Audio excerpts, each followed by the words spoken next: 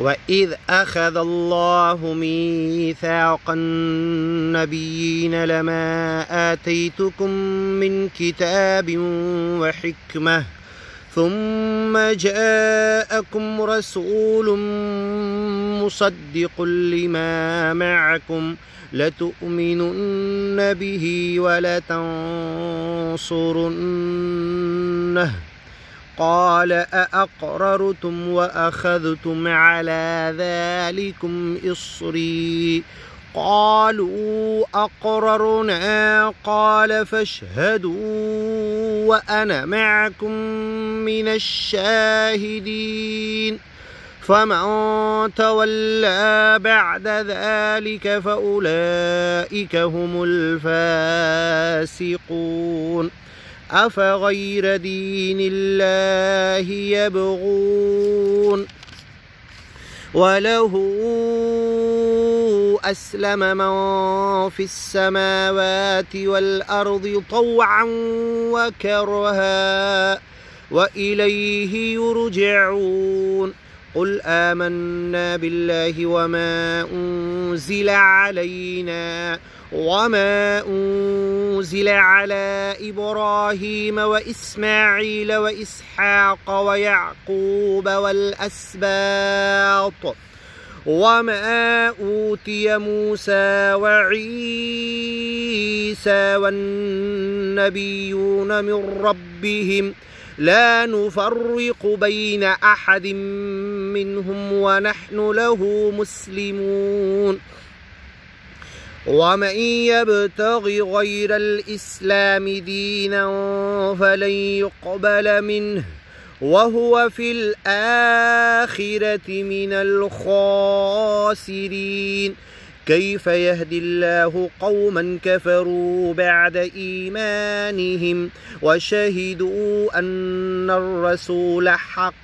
وجاءهم البينات والله لا يهدي القوم الظالمين أولئك جزاؤهم أن عليهم لعنة الله والملائكة والناس أجمعين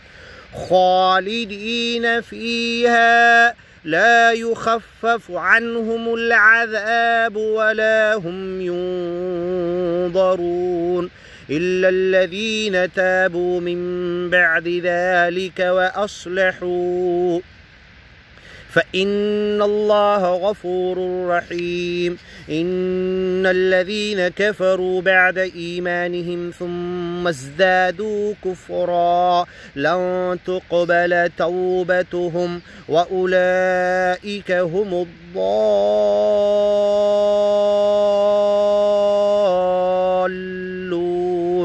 إن الذين كفروا وماتوا وهم كفار فلن يقبل من أحدهم ملء الأرض ذهبا ولو افتدى به أولئك لهم عذاب أليم وما لهم من ناصرين لن تنالوا البر حتى تنفقوا مما تحبون وما تنفقوا من شيء فإن الله به عليم كل الطعام كان حلا لبني إسرائيل إلا ما حرم إسرائيل على نفسه من قبل أن تنزل التوراة قل فأتوا بالتوراة فاتلوها إن كنتم صادقين فمن افترى على الله الكذب من بعد ذلك فأولئك هم الظالمون قل صدق الله فاتبعوا ملة إبراهيم حنيفا وما كان من المشركين إن أول بيت وضع للناس للذي ببكة مباركا وهدى للعالمين فيه آيات بينات مقام إبراهيم ومن دخله كان آمنا ولله على الناس حج البيت من استطاع إليه سبيلا ومن كفر فإن الله غني عن العالمين قل يا أهل الكتاب لم تكفرون بآيات الله والله